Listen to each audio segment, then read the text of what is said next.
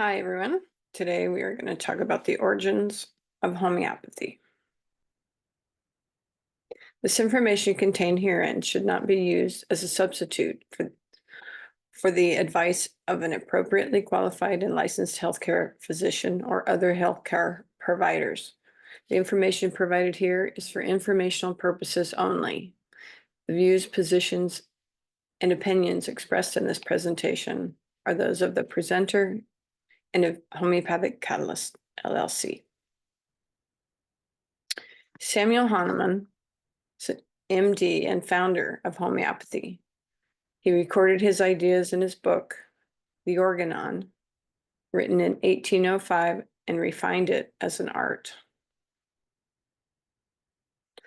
Homeopathy's major reference work, then and now.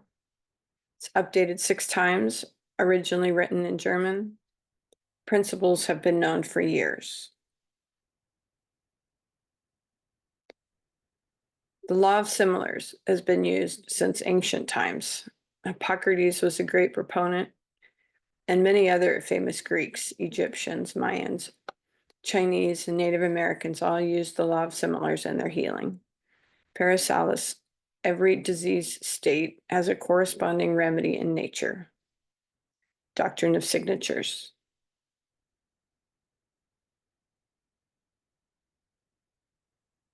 He's born in Dresden, East Germany in 1755.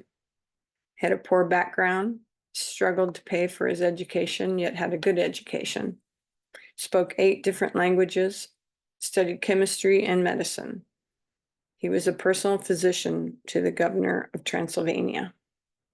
He's married to a daughter of an apothecary, moved from town to town practicing medicine, had many children, became increasingly disillusioned with medicine. Infectious diseases and epidemic diseases were a way of life. During the age of heroic medicine, 1780, 1850, in order to cure someone, you had to bring them close to death. He gave up on medicine and turned to translating a work by Collin on malaria. Quinine was thought to be an effective cure for malaria because it was an astringent or bitter. Therefore, they thought anything that was bitter was a good treatment for malaria. Hahnemann didn't buy this, took quinine himself, and began to develop symptoms of malaria, which led him to the law of similars. Conducted homeopathic provings, gave the substance to healthy people to see what symptoms developed. When he saw someone with those symptoms, he would give them the substance, which would act curatively. He found that the more symptoms of the remedy corresponded to the person, the more successful the treatment, which is the totality of symptoms. In 1796, he published the results and started his homeopathic medical practice again. He rallied against the allopathic environment, began to experiment with dilutions, found that remedies became more effective in lower dosages, and particularly if he used succussion. Had great results in treating epidemics, postulated the presence of the vital force, put his ideas together in the Organon, and the Organon was attacked viciously.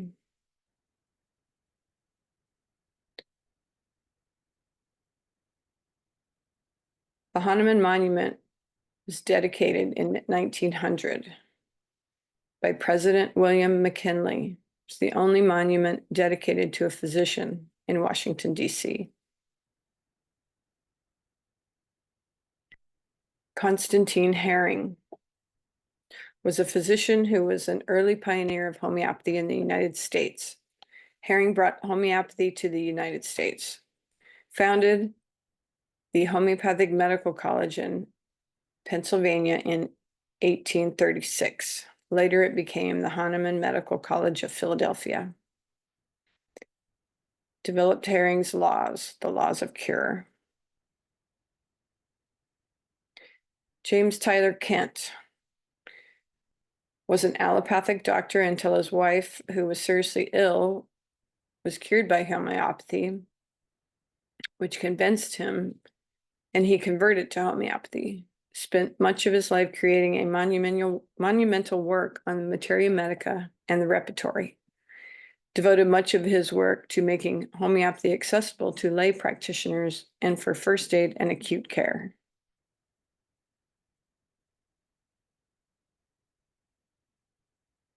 Early homeopathy in the U.S.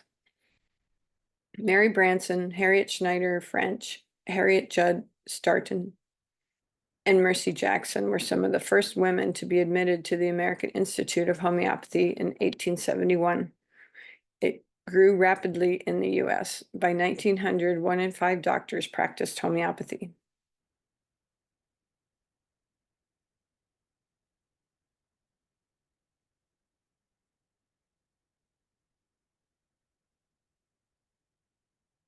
Just a century ago, there were 22 homeopathic medical schools, 100 homeopathic hospitals, and over 1,000 homeopathic pharmacies. Boston University, Stanford University, and New York Medical College all taught homeopathy. By 1910, homeopathy began to decline. Pharmaceutical companies did not support homeopathic medicine. Internal fighting between the various types of homeopathy. By 1959, 1960, only 100 to 200 were still practicing.